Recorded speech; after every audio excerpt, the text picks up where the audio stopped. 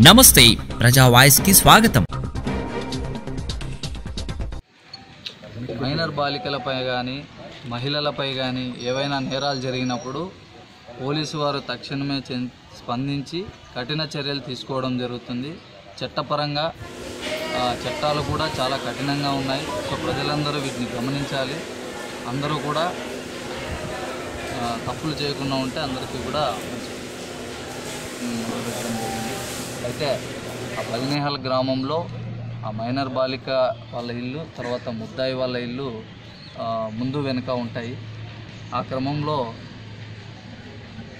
ఈ ముద్దాయి ఎవరైతే మొహద్దీన్ సాబ్ ఉన్నాడో అతను ఆ అమ్మాయిని లైంగికంగా వేధించడం, ఆ అమ్మాయిని అనుభవించాలని చెప్పి ఆమె వెంట తిరుగుతూ ఉండడం జరుగుతూ వస్తుంది. ఇది గత 9 నెలలుగా జరుగుతూ ఉంది. ఆ అమ్మాయి దానిపైన రిజెక్ట్ చేసింది. మధ్యలో 5 నెలల క్రితం ఆ అమ్మాయి తల్లిదండ్రులు ఈ యొక్క ఇంజర్ మొహద్దీన్ సాబ్ అనే వ్యక్తిని మందలించడం జరిగింది. అది మనసులో పెట్టుకొని నిన్నటి దినం సుమారు సాయంత్రం 7 గంటల సమయంలో వాళ్ళ అమ్మ, ఆ మైనర్ బాలిక ఇద్దరు ఇంటి ముందు వంట చేసుకుంటుండగా ఆమెకి కాలకృత్యాలు తీసుకోవడానికి ఆ మైనర్ బాలిక పక్కకి వెళ్ళినప్పుడు అదే అదనుగా భావించిన ముద్దాయి ఆమెపై పెట్రోల్ పోసి నిప్పంటించడం జరిగింది. దానిపైన ఇమ్మీడియట్గా కేసు రిజిస్టర్ చేశాము.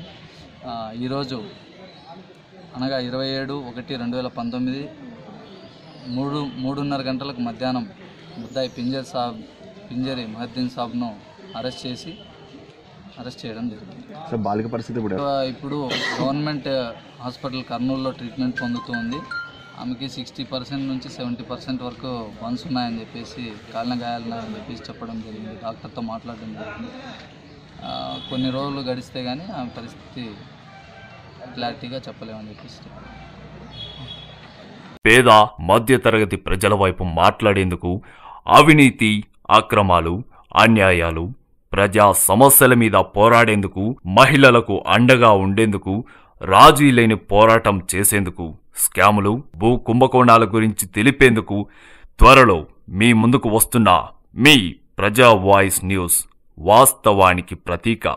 మరిన్ని అప్డేట్స్ కోసం ప్రజా వాయిస్ న్యూస్ ఛానల్ ని సబ్స్క్రైబ్ చేయండి.